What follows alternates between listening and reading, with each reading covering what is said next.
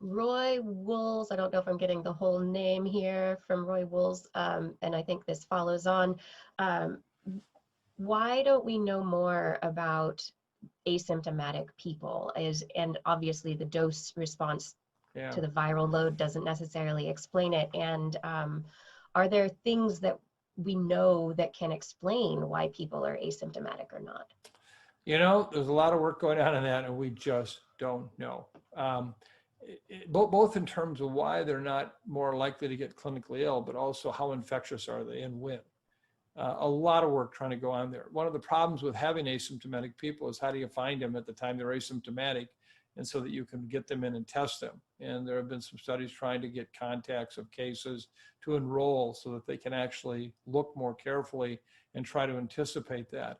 It's hard to get somebody coming into your study the day that they're going to become infectious but not ill. You know, how do they know it? And so that's been a challenge, but this is a really good question. We have a real need to understand asymptomatic infection, how much transmission occurs, when does it occur, and what that all means. So I would agree with you, and I think this is one of the priority areas we need to really continue to work on in terms of better understanding this infectious agent. Remember, it's going to be around for a long time, so it really is important we do understand this.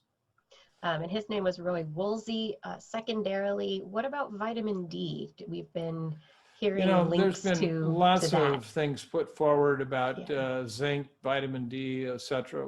We've looked at these, and there just isn't any at all clear, compelling evidence that they make a difference. It was suggested if you just vaccinated people with childhood vaccines, it stimulates the immune system.